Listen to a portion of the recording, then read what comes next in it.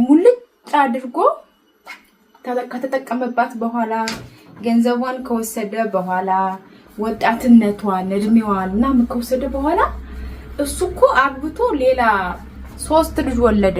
ጋይስ እኔ ብዙ ጊዜ እላለሁኝ እሱ አሁን በሰዓቱ የሚጨልመው ስልኬ ጋይስ ምንድነው? እና አሁን በማን ነው የምንፈቅደው? በማን ነው የምንፈቅደው ጋይስ?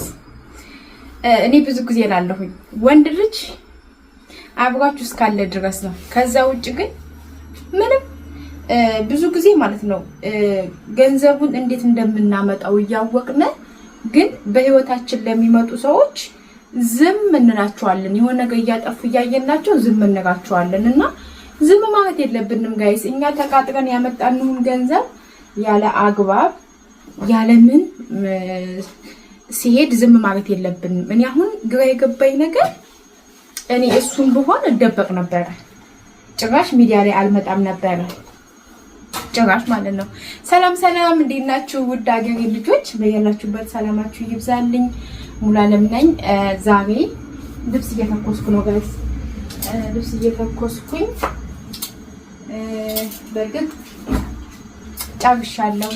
ግን አንድ ቪዲዮ ሰሞኑን አይተናል ስለ ገለቴ አይዞሽ ገለቴ የምትባለው ሯጭ። እሷ ቪዲዮ ሰርቻለሁ በርግጥ ግን ከዛ ባልተብየው ደግሞ የቀድሞ ባለቤቷ መጥቷል እና እኔ አሁን ልነጋችሁ የፈለኩት እውነተኛ ማን እንደሆነ እግዚአብሔር ይወቀው። ግን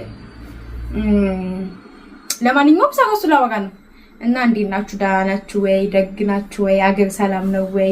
እኔ ጋር ሁሉ ሰላም ነው እግዚአብሔር ይመስገን። ስራ እንዴት ነው? ሙቀት እንዴት ነው? ሙቀቱ በጣም ከባድ ነው፣ ያቃጥላል። እኔማ በቃ አልቻልኩትም። ሙቀት ሲሆን አልቻልኩትም። በቃ ራቁቴን ራሱ ብሄድ የሚሞቀኝ ይመስለኛል። በጣም ነው የሚሞቀው፣ በጣም ማለት ነው። እና ልብስ እየተኮስኩ ነው ዛሬ፣ ቤት አይደለሁም።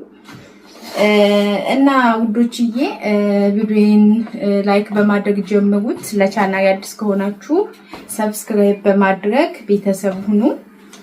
እንግዲህ ዛሬ ስለ ገለቴ ባለቤትና ያው ሚዲያ ላይ አንድ ነገር ሚዲያ ላይ ሲመጣ ጋይስ አይታችሁ ዝም ማለት አትችሉም። በቃ ታወራላችሁ፣ ምንም ዝም ማለት አትችሉም። ምክንያቱም የሆነ ሰው ሚዲያ ላይ ከመጣ ፈልጎና ወዶ ያንን ያሁን ይሄን ቪዲዮ ፈልጌና ወድጄ ቀርጬ ነው የምለቀው። ማንም ሰው አስገድዶኝ አይደለም። ስለዚህ የሆነ ሰው ሚዲያ ላይ ሲመጣ ወይ ያ ሰው እንደፈለገ ማለት ሌሎች ሰዎች እንዲማሩበት ነው፣ በዛውም ሐሳባቸውን የሚሰጡበት ነው። እንደዛ ነው ብዬ የማስበው። እና አሁን ሚዲያ ላይ አንዴ እሷ ውሸታም ናት እሱ ውሸታም ነው ምናምን እንዴ አሁን ብዙ ሰው እሷ ውሸታም ናት የሚል አለ፣ እሱንም እንደዛው። እና ጋይስ ሲጀመር እነዚህ የዋጮች እኮ በጣም ብዙ ብር ነው የሚከፈላቸው ጋይስ፣ በጣም ብዙ ብር ነበር። እኔ በፊት አረብ ሀገር ከመምጣቴ በፊት ዋጭ መሆን ነበር የምፈልገው። የእውነት ነው የምላችሁ። አዲስ አበባ ሰው ቤት እየሰራው አስታውሳለሁኝ። እና እኔ ዋጭ መሆን እፈልጋለሁ አልኳት ለአሰሪ ማለት ነው። ከዛ ታዲያ ሽሮ እየበለሽ ነው እንደ ዋጭ የምትሆኚው? እነሱ እኮ ሽሮ አይበሉም፣ በሶ ነው የሚጠጡት፣ ወተት ነው የሚጠጡት ጧጧ ሲወጡ። እሱን ካስተካከልሽ ለምን አትወጪም? ትወጫለሽ አለችኝ ማለት ነው። ጊዜ ይስጣትና መውጣት ትችያለሽ አለችኝ። ለምን ትምህርት ቤት እያለን እንወጣለን 3 ዙር 4 ዙር እና አስታውሳለሁ 10ኛ ነበር የምወጣው። 10ኛ ማርያም ከጓደኞቼ ጋር ማለት ነውና እንግዲህ አስቡት አዲስ አበባ መጥቼ ሰው ቤት እየሰራው እንደገና ለሊት ተነስቼ ብቆ ስንተኛ እንደምወጣ ተስፋ ነበርኛ። ከዛ ዋጭ መሆን በጣም እኔ ፍላጎቴ ነበር። ከዛ ደግሞ ወደ ፖሊስ በሆንኩ ብዬ አሰብኩ ማለት ነው። እና ለማንኛውም ውዶችዬ ዛሬ እኔ የምነግራችሁ አሁን ውሸታም ናት እሷ ለምትሉ ማለት ነው። ለምንድን ውሸታሙ? እንዴት ሲጀመር እነ ኃይሌ እነ ቀነኒሳ እነ ጥሩነሽ ምናምን ስንት ቤት ነው ያላቸው? ስንት ድርጅት ስንት ስራ ነው ያላቸው ጋይስ? በጣም ብዙ እኮ ነው ያላቸው፣ በጣም ብዙ። ምክንያቱም በጣም ብዙ ምንድነው እሷ እኮ ባለፈ ያለችው 50,000 ዶላር ተከፍሎኛል ብላለች የሆነ ውድድር አሸንፋ እና አሁን ውሸታም የተባለችው 11 ቤት 5 መኪና አለኝ ስላለች ነው ጋይስ። እኔ አሁን ጥያቄ ፈጠረብኝ። ዝጎ በዛም አለ ወንድ ልጅ እሷ ጋር እያለ እንግዲህ አስቡት እመቤቴን አስቡት እሷ ሩጫ ሄዳ ስራ ሄዳ እሱ ግን አስቦበት ለፍች ተዘጋጅቶበት ጸበር ሄዷል። ጸበር መሄዱ ሳይው ግን አስቦበት ሳይነግራት ሰው እኮ ቁጭ ብሎ በጠረጴዛ ዙሪያ አይ ከዚህ በኋላ በቃሽ እኔ ሙሉ ካንቺ በኋላ ከዚህ በኋላ መቀጠል አልፈልግም በቃኝ ብሎ እኮ ቀጥታው መናገር ይችላል። ግን እኔ እዚህ መጥቼ እሱዛ ለመለያየት እንድታገለላያት እንድታገል ንብረቷን ልካፈራት እያለ እሱ እያሰራሰረ እሷ ደግሞ እዛ ደፋ ቀና ብላ ትዳራለይ ብላ ስትመጣ የምትወደውን የምታከብረውን የምታፈቅረውን ባለቤቷን ቤት ውስጥ የለም። ከዛ ደብዳቤ አስቀምጦላት ነው ሄደው። አስቡት ምን ያህል እንደምትሰበር። ከዛም ደግሞ ሳምንት ሳይሞላት ምን ከሩጫዋ መታ ምንም ሳት በቃ ሪላክስ እንኳን ሳታርፍ እንኳን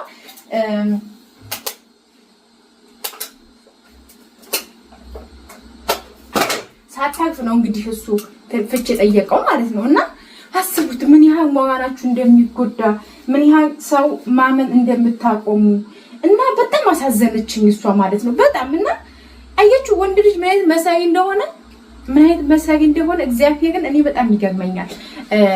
ሁለት ባልና ሚስቶች እሷ ቤቷን ለማቃናት ቤቷን ከፍ ለማድረግ እሷ ትሰራለች ደፋ ቀና ትላለች። ግን እሱ እዛ ጋር ሲያፈርስ እሱ ደግሞ እዛ ጋር ቤቱን እያፈረሰ ነው። እሷ ስትሰራ እሱ ሲያፈርስ እሷ አስቡት።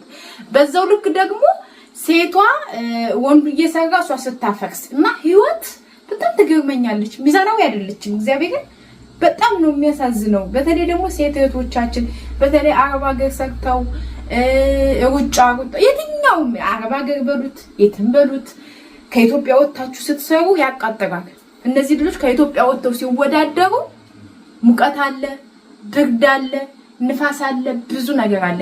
የውጭ ሀገር መቼም ውጭ ሀገር ያላችሁ እህቶች ታውቃላችሁ ማለት አየሩ የውጭ ሀገር አየር በደቂቃ ነው የሚቀያየረው። የሆነት በደቂቃ ነው የሚቀያየረው በደቂቃ በሰዓትና ያን ሁሉ ችለው ጫጋስኩሉ ተኩሽ ያን ሁሉ ችለው እንደዛ ያን ሁሉ ችላ ተወዳድራ ቤት አለኝ ብላ ደፋ ቀና እያለች እሱ ግን እያፈረሰ ፍች ለማዘጋጀት በዛም ሲሯሯጥ ፍቹን እንትን አረ በቃ ወረዲ እሷ ፍክሱታልና ግን አሁን እሷ ውሸታም ናት የምትሉ ጥያቄ የፈጠረብኝ እንዴት ማለት እየሰራችሁ ገንዘብ 50,000 ዩሮ ማለት ዶላር ማለት አስባችሁታል? እና ኃይሌ ያላቸው ስንት ፎቅ ነው? ቀነኒሳ ሙሉ ጥሩነሽ መሰረት አስቡት።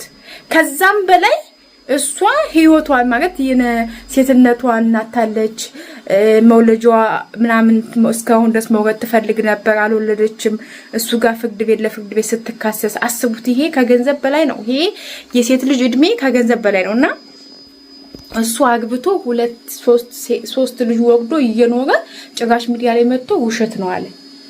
እኔ አሁን ውሸት ነው ብዬ አላምንም። ሰውየው ሲጀመር የሷን ንብረት በዘር ማንዘሮቹ ካዞረ በሱስ ምን ይገኛል? አሁን ቤቴንም መኪናዬንም ያለኝን ንብረት በቤተሰቦቼ ልጅ ወይም በዘር ማንዘሬ ካደረኩት እኮ በእኔ ምንም አይነት ተመዘገበ ነገር ከሌለ እኔ አዎ ወንጀለኛ አይደለም። ለምን በስሜ የተመዘገበ ነገር ስለሌለ እና ዝጎ ዛሬም ነገም ከነገ ወዲያ መመናጋችሁ ነገር ቢኖር ለወንድ ልጅ ሙሉ ውክርና አትስጡት። ንብረት ካላችሁ የራሳችሁ የግላችሁ የጋራ ይስቶኬ ችግር የለውም። የሚካፈርም ይውሰደውም ከንብረቱ በላይ ራሳችሁን አሳልፋችሁ ልትሰጡት ነው። ስለዚህ ይሄ ግን የራሳችሁ የሆነ ነገር ግን ራሳችሁ ብቻ ናችሁ። ለማንም ውክርና አትስጡ፣ ወረ ለእህት ወለ ለወንድም። ምክንያቱም ጊዜው ከፍቷል እና ውሸት ነው ምናምን ለምትሉ ደግሞ እግዚአብሔርን እኔ እንዴት አረማሰባችሁ ራሱ እንዴ ሯጮቹ ስንት መኪና ስንት ቤት ስንት ሆቴል ነው ያላቸው? እቺ ልጅ እኮ ወይ ልጅ የላት ወይ ደህና ነገር የላት። አስቡት። ለምን ትዋሻለች? ለምን ሚዲያ ትመጣለች? ሚዲያ ላይ ተከታተላለች፣ ታያለች። ውሸታሞች ሲዋረዱ፣ ሀቀኞች ደግሞ እውነቱ ሲወጣላቸው እያየን ለምን ብላ ነው የምትዋሸው? ለምን ብላ ነው? ብዙዎቻችሁ ብዙ ጊዜ ሴት ልጅ እንደው ድቁስ ስለማድረግ ትወጣላችሁ። እና ሴት ልጅ በጣም ነው የምታሳዝነው። አይዞሽ ብላችሁ ታበረታቷት ይገባል እንጂ ውሸታም ናት ምናምን። በዛ ላይ ደግሞ ሃይማኖቷን ተገና አድርጋችሁ ጥሩ አይደለም፣ የእውነት ጥሩ አይደለም። እና ሙድችዬ ያው እኔም እውነት በጣም ሰገገረመኝ። አንዳንድ ጊዜ ቀለል አድርገን የምናያቸው ነገሮች ትልቅ ስህተት ወይም ደግሞ ትልቅ መዘዝ ይዞብን ይመጣል። ራስሽ ብቻሽን ለፍተሽ ያመጣሽውን ነገር ማንም እንዲጋራሽ አትፍቀጅለት።